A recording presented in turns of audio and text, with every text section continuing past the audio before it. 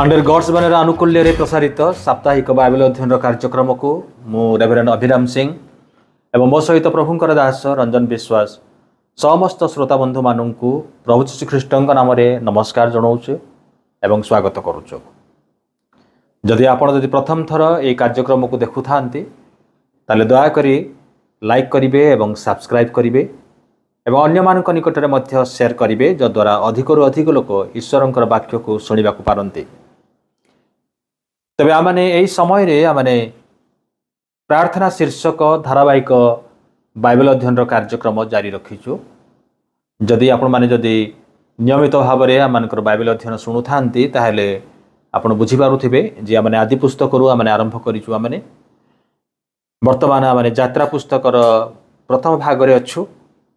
आ यात्रा पुस्तक रे मध्य आमने देखिथिलु जे मूसा को प्रभु किभଳି भाव में से निजर परिचय देले एवं मूसा सदाप्रभु को जतले देखिले तांकर रब शुणिले सेतेबेले से निजको प्रश्न करुछंती जे मो किए मु कौन ईश्वरंकर सेवा कार्य निमंते मु योग्य कि से प्रश्नटी से पचारिले। तापरे से मध्य सदाप्रभुंकर नाम पचारिले जे सदाप्रभु तांकर नाम कौन। आज आमने से अध्याय मानकर ही से आमने आसवा पुणी 4 अध्याय को आमने आसवा माने आ 4 अध्याय शेष अंशटी को आमने देखा आमने। तेणु दयाकोरी मो सहित खोलिबे यात्रा पुस्तक 4 अध्याय 29 पदरु 31 पद। यात्रा पुस्तक 4 अध्याय 29 पदरु 31 पदर शेष पर्यंत। अनंतर मूसा और हारण जाई इस्राएल संतान मानकर प्राचीन वर्ग को एकत्र कले। पुणी हारण से मानू मूसा प्रति कथित सदाप्रभु समस्त वाक्य कहिले। पुणी लोक दृष्टि रे से समस्त चिन्ह प्रकाश कले। तहिरे लोक माने प्रत्यय कले। पुणी सदाप्रभु इस्राएल संतानगण तत्वावधान करी से मानक दुख देखी अछंती यह बुझी से माने ताहांकु प्रणाम करी भजना कले। प्रभु ए पठित वाक्य रे आउ श्रवण रे आम समस्त को आशीर्वाद करंतु। आसंतु आमने अल्प प्रार्थना करिबा। स्वर्गर परमेश्वर आमने धन्यवाद दौचु जे तुमे जे अच्छा से अच्छा नित्य जीवी तुमे स्वयं जीवी एवं स्वयंभू सदाप्रभु परमेश्वर तुमे जे अच्छा ताहा जानिबा ताकु विश्वास करिबा एवं तुम अन्वेषण करुवा प्रत्येक लोकंकर यह कर्तव्य। आमानंकु मध्य प्रभु से विश्वास देइछ सेथिपाई आमने धन्यवाद दौचु। आउ से विश्वास रे प्रभु आज तुम निकट को आसीछु तुम वाक्य शुणा निमंते। आज वाक्य आमको तुम्हें कथा कह से वाक्यर गभीरता को बुझा निमंते प्रत्येक को तुम्हें शक्ति प्रदान कर एवं प्रभु तुम्हें प्रभु कथा कह श्रोता माने केवल तुमर स्वर शुणु तुम्हें जहाँ कहवाई चाहूच ताहा जी शुणे पालन करेंगे एवं तो कृपा कर। सब गौरव महिमा प्रशंसा तुमको दे जीशुंक नाम मागिलु आमेन। परोक्षरे हो बा प्रत्यक्षरे हो जदि आमने ईश्वरंकर वाक्य को जदि आमने पालन न करू तबे आमने जे ईश्वरंकर आशीर्वाद पाइबा परिवर्ते तांकर क्रोधर पात्र ए आम प्रत्येकंकर जानिबा उचित। तबे प्रार्थना करिबा एवं ईश्वरंकर आज्ञा पालन करिबा ए दुईटी विषय आवश्यक अटे। जो माने ईश्वरंकर वाक्य को शुणती या पालन करती नहीं से माने यह मन करिबा उचित नुहे जे परमेश्वर मध्य से मानकर स्वर शुणिबे से मानकर प्रार्थना शुणिबे एवं उत्तर देबे। से शुणती कारण से सदाप्रभु अटंती जहाँ विषय लेखा अच्छी जे कर्णरोपण कले से कि शुणिबे नहीं से समस्त प्रार्थना शुणती किंतु प्रार्थना करिबा लोकंकर बुझिबा दरकार जे से व्यक्ति ईश्वरंकर वाक्य शुणती आ पालन करती कि जदि से ईश्वरंकर वाक्य शुणती एवं पालन करती ताहले सदाप्रभु परमेश्वर मध्य से मानकर प्रार्थनार रब शुणिबे एवं से उत्तर तेबे आमे केते प्रार्थना करू आमे केते ईश्वरंकर वाक्य को आमे जानिचु आमे तार किछि अर्थ रखे नाही। उदाहरण स्वरूप साउलंक विषय रे एवं सामुएलंक विषय रे साउल ईश्वरंकर जने मनोनीत राजा थिले प्रथम राजा इस्राएल रो किंतु जतेबेले से ईश्वरंकर वाक्य को मनोयोग देले नाही शुणिले नाही बा ईश्वरंकर वाक्य को से पालन कले नाही से ईश्वरंकर क्रोधर पात्र हेले। प्रथम सामुएल 15 अध्याय 22 पदरे सामुएल पुणी आसी साउलंकु से यही कथा कहिले देख शुणिबा बलिदान ठारू ओ मनोयोगी हेबा मेष मेद ठारू उत्तम। Obedience is better than sacrifice.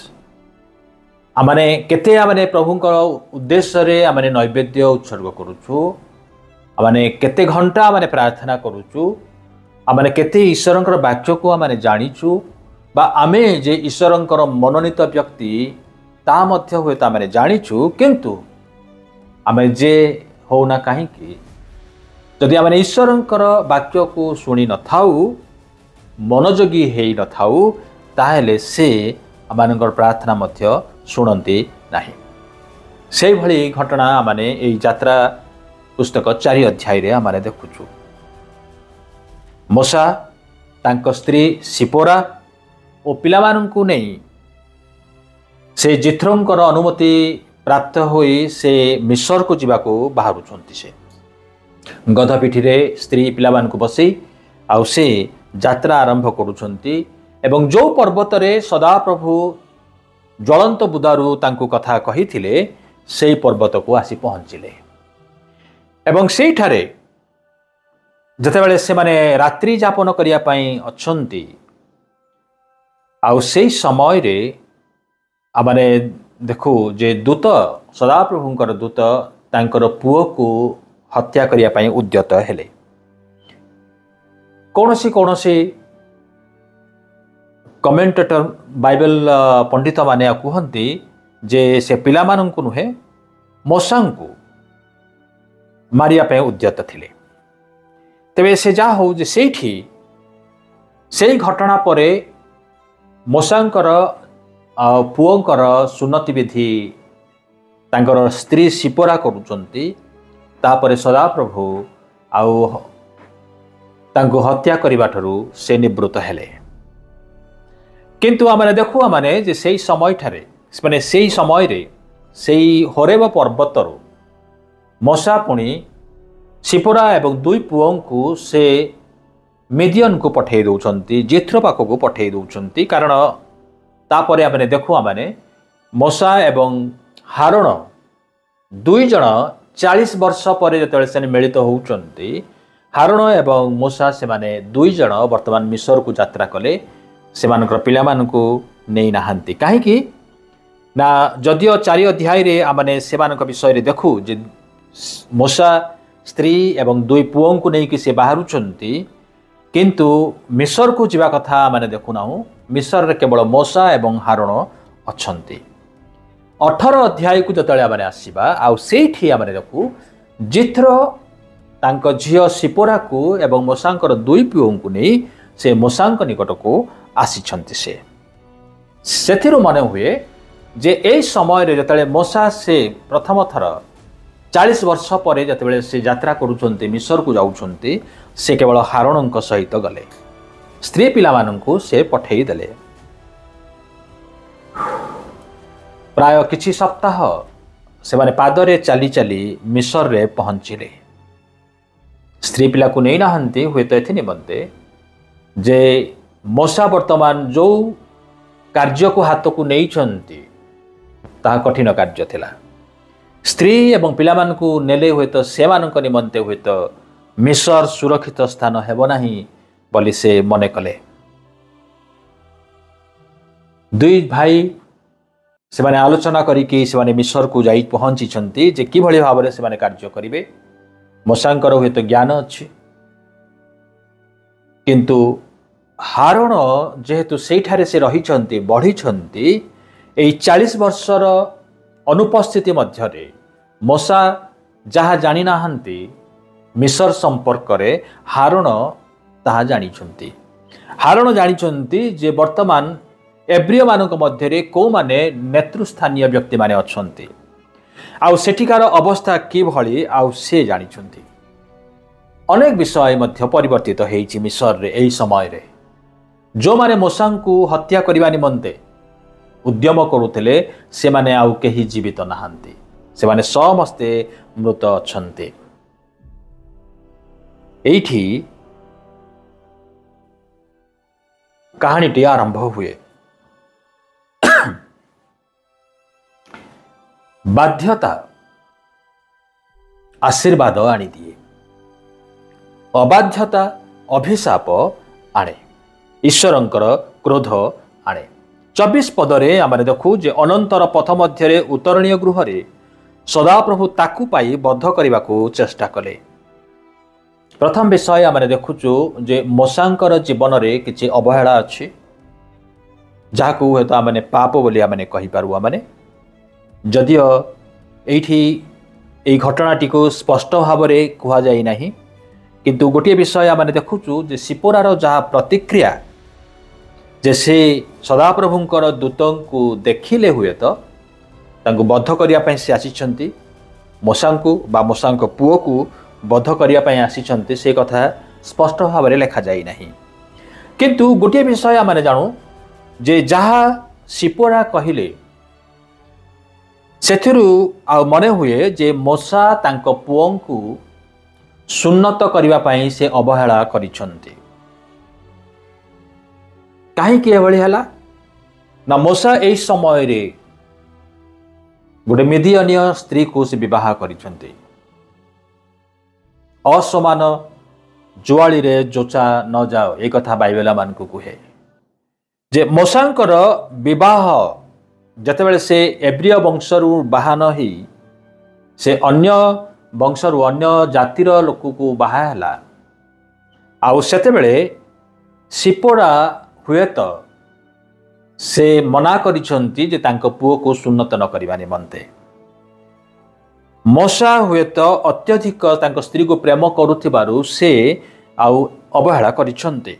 ସେ ଯାହା ହେଉନା କାହିଁକି ବର୍ତ୍ତମାନ ଆମେ ଦେଖୁଛୁ ଯେ ମୋଶାଙ୍କର ଜୀବନରେ ଏଇ ଯେଉଁ ଅବହେଳା, ଯାହାକୁ ପାପ ବୋଲି କୁହାଯାଇଛି, ଦ ସିନ୍ ଅଫ୍ ଓମିସନ୍ ବୋଲି କୁହାଯାଉଛି, ଯାହା ସେ କରିବା କଥା କିନ୍ତୁ କରି ନାହାନ୍ତି, ଆଜ୍ଞା ଲଙ୍ଘନ କରିନାହାନ୍ତି କିନ୍ତୁ ଆଜ୍ଞା ମାନି ନାହାନ୍ତି।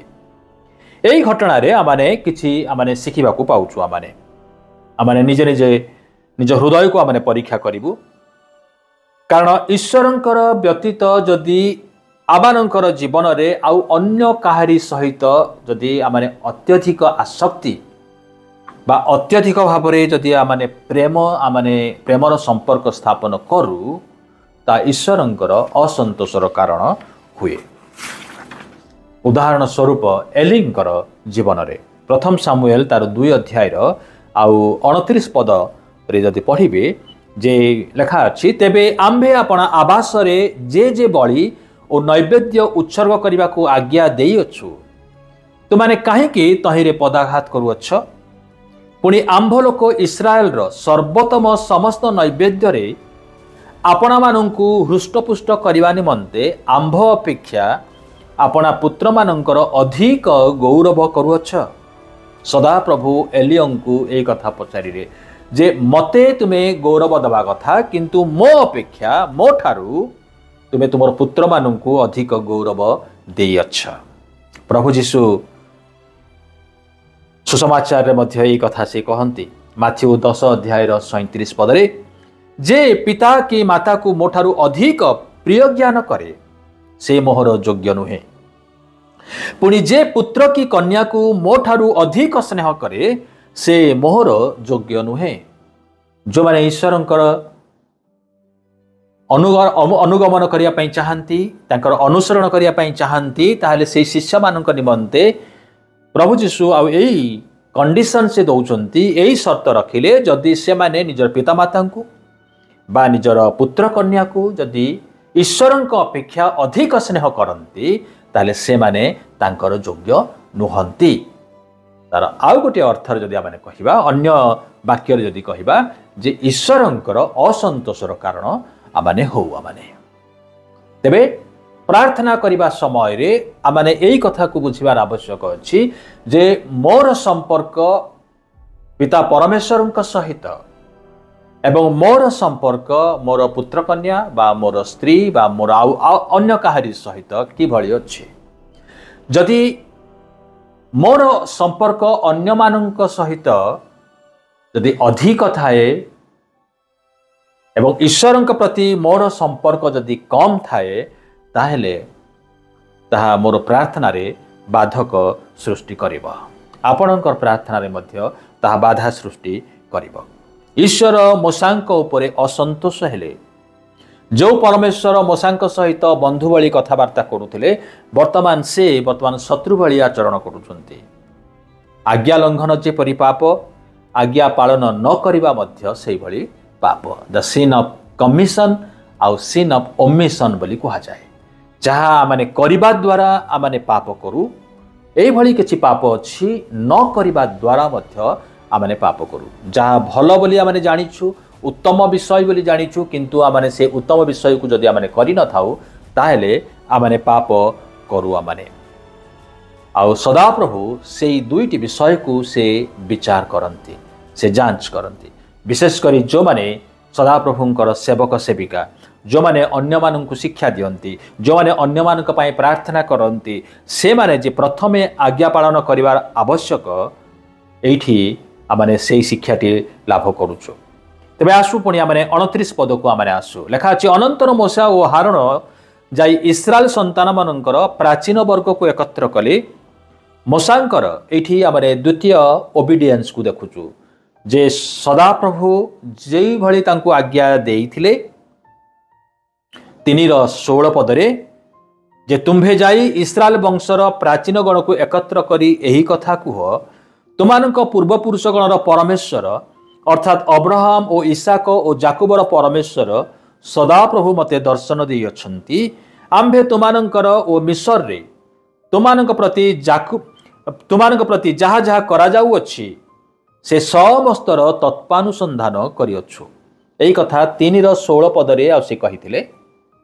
ଆଉ 4 ଅଧ୍ୟାୟକୁ ଆମେ ଆସିଲା ବେଳକୁ ମୋଶା ଆଉ ଠିକ୍ ସେଇଭଳି ସେ କଲେ ଯେ ସେ ଇସ୍ରାଏଲ ସନ୍ତାନ ମାନଙ୍କର ପ୍ରାଚୀନ ବର୍ଗକୁ ଏକତ୍ର କଲେ। ଦ୍ୱିତୀୟ ବିଷୟ ଆମେ ଦେଖୁଛୁ 30 ପଦରେ, ପୁଣି ହାରଣ ସେମାନଙ୍କୁ ମୋଶାଙ୍କ ପ୍ରତି କଥିତ ସଦାପ୍ରଭୁଙ୍କ ସମସ୍ତ ବାକ୍ୟ କହିଲେ, ପୁଣି ଲୋକମାନଙ୍କ ଦୃଷ୍ଟିରେ ସେହି ସମସ୍ତ ଚିହ୍ନ ପ୍ରକାଶ କଲେ। ସଦାପ୍ରଭୁ ମୋଶାଙ୍କୁ ଯେଉଁ ଅଦ୍ଭୁତ ଚିହ୍ନ ପ୍ରକାଶ କରିବା ପାଇଁ ଯେଉଁ ଶକ୍ତି ଦେଇଥିଲେ, ଯେଉଁ କ୍ଷମତା ଦେଇଥିଲେ, ବିଶେଷ କରି 3ଟି ଆଶ୍ଚର୍ଯ୍ୟ କାର୍ଯ୍ୟ ମୋଶା କରିପାରିବେ, ଯେକୌଣସି ସମୟରେ ସେ କରିପାରିବେ। ଆଉ ତାକୁ ଯଦି ଆପଣ ଜାଣିବା ପାଇଁ ଚାହାନ୍ତି ତାହେଲେ ଯାତ୍ରା ପୁସ୍ତକ 4 ଅଧ୍ୟାୟ 2-9 ପଦରେ ଦେଖିବେ ଯେ ଏ 3ଟି ଆଶ୍ଚର୍ଯ୍ୟ କାର୍ଯ୍ୟ, ପ୍ରଥମ ହେଉଛି ଯେ ତାଙ୍କର ଯଷ୍ଟିକୁ ସେ ପକାଇଲେ ତାହା ସାପ ହେବ। ଦ୍ୱିତୀୟ ବିଷୟ ହେଉଛି ସେ ଯଦି କାହାକୁ ଛୁଇଁବେ ସେ କୁଷ୍ଠ ରୋଗରେ ପରିଣତ ହେବ। ଆଉ ତୃତୀୟ ବିଷୟ ହେଉଛି ଯେ ଜଳକୁ ଯଦି ସେ କାଢ଼ିକି ପକାଇଦେବେ ତାହେଲେ ତାର ରକ୍ତବର୍ଣ୍ଣ ହୋଇଯିବ। ଏ 3ଟି ବିଷୟ ଯାତ୍ରା ପୁସ୍ତକ 4 ଅଧ୍ୟାୟ 2-9 ପଦ ପର୍ଯ୍ୟନ୍ତ ଦେଖୁଛୁ। ଏ 3ଟି ଆଶ୍ଚର୍ଯ୍ୟ କାର୍ଯ୍ୟ କରିବାର କ୍ଷମତା ମୋଶାଙ୍କୁ ଦିଆଗଲା। ଆଉ କୁହାଗଲା ଯେ ଏଇ ଆଶ୍ଚର୍ଯ୍ୟ କାର୍ଯ୍ୟ ପୁଣି ଇସ୍ରାଏଲ ସନ୍ତାନମାନଙ୍କ ସମ୍ମୁଖରେ ସେ କରିବେ, ଫାରୋଙ୍କ ସମ୍ମୁଖରେ ମଧ୍ୟ କରିବେ ସେ, ଯଦ୍ୱାରା କି ଏଇ ଚିହ୍ନକୁ ସେମାନେ ଦେଖିବେ ଏବଂ ଜାଣିବେ ଯେ ହଁ ସଦାପ୍ରଭୁ ମୋଶାଙ୍କୁ ପଠାଇଛନ୍ତି। ଆଉ ତାଙ୍କ କଥାରେ ସେମାନେ ବିଶ୍ୱାସ କରିବେ। 31 ପଦରେ ଇସ୍ରାଏଲ ସନ୍ତାନମାନେ ବିଶ୍ୱାସ କଲେ, ବାଧ୍ୟତା ପ୍ରକାଶ କଲେ ଏବଂ ସଦାପ୍ରଭୁଙ୍କର ଭଜନା କଲେ। 3ଟି ବିଷୟ ଆମେ ଦେଖୁଛୁ ଯେ ମୋଶାଙ୍କର ବାଧ୍ୟତାରେ କିଭଳି ଭାବରେ ଅନ୍ୟମାନେ ପ୍ରଭାବିତ ହେଉଛନ୍ତି ଆଉ ପରମେଶ୍ୱର କିଭଳି ଭାବରେ ମହିମାନ୍ୱିତ ହେଉଛନ୍ତି। ବାଧ୍ୟତା ତାହା ହିଁ କରେ। ଯେତେବେଳେ ଆମେ ଈଶ୍ୱରଙ୍କର ବାଧ୍ୟତା ଆମେ ସ୍ୱୀକାର କରୁ, ତାଙ୍କର ଆଜ୍ଞା ଆମେ ପାଳୁ, ସେତେବେଳେ ଅନ୍ୟମାନେ ପ୍ରଭାବିତ ହୁଅନ୍ତି ଏବଂ ପରମେଶ୍ୱର ସେ ମହିମାନ୍ୱିତ ହୁଅନ୍ତି।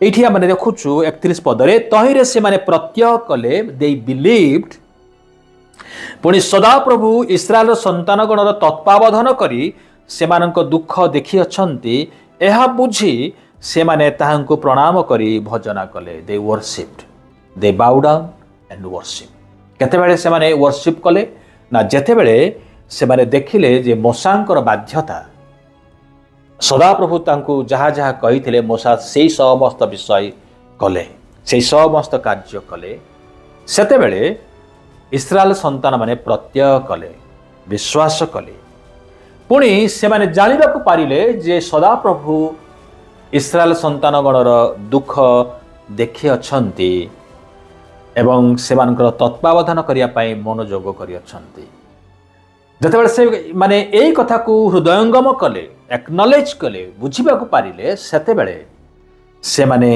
सदाप्रभु को प्रणाम कले आ भजना कले दे वर्शिप्ड आमाने 2 अध्याय 25 पदरे मध्य आमाने देखुचु जे सदाप्रभु किभଳି लोकमानंको दुख को से देखती सेमानक प्रति दृष्टिपात करी सेमानक अवस्था को जानती 3 अध्याय 7 पदरे मध्य सदाप्रभु कहिले जे आम्भे सेमानकर रोदन शुणिअछु सेमानकर जंत्रणा जानिअछु 4 अध्याय 8 रु 9 पदरे मध्य सदाप्रभु मोसा को कहिथिले जे तुम्भर से प्रथम चिन्ह रे सेमाने मनोयोग जदि न करंती तेबे द्वितीय चिन्ह से माने प्रत्यय करिवे से माने विश्वास करिवे 9 पदरे पुणी एही 2 चिन्ह रे जेबे से माने प्रत्यय न करिवे तुम्भ रबरे मनोयोग न करिवे तुम्भे नदी जल रु किछि नहीं शुष्क भूमि रे ढाल तहिरे तुम्भे नदी रे जो जल आनिबो ताहा शुष्क भूमि रे रक्त हबो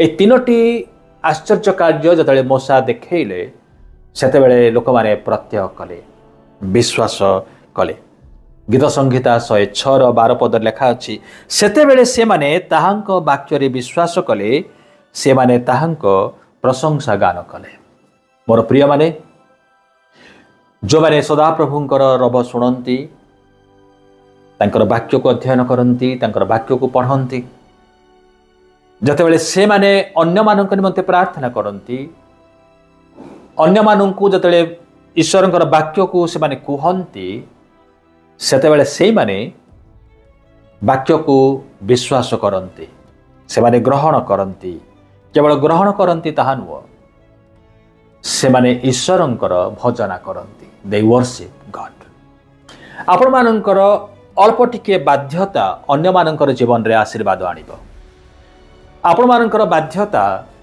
ईश्वरंकर गौरवर कारण हबो ईश्वर आपणकर बरे से मनोयोग करिवे एवं से आपणकर जीवन रे मध्य महिमान्वित हेबे तबे आसु आमाने ईश्वरंकर वाक्य को सुनी पालन करिया पई आमाने जागृत हवा एवं अन्य मानक निकट रे जतले आमाने ईश्वरंकर वाक्य को आमाने कहिबा बा से मानक निमंते जतले आमे प्रार्थना करिबा सदाप्रभु परमेश्वर आमानकर प्रार्थना सुनिबे एवं उत्तर देबे आसंतु आमाने प्रार्थना करिबा स्वर्गस्थ पिता धन्यवाद प्रशंसा करुचु जे तुम्हें मोसांकर जीवन रु प्रभु जो जो कथा गुड़िक प्रभु तुम्हें आमान को कही अछ से गुड़िक प्रभु प्रत्येकंकर जीवन रे लाभदायक हो एवं तुमर वाक्य शुणी ताकू ग्रहण करी प्रभु ताकू पालन करने निमंते तुम्हें प्रत्येक को तुम्हें साहाय्य कर जद्वारा प्रभु आम समस्त जीवन रे तुम्हें उच्चीकृत महिमान्वित हब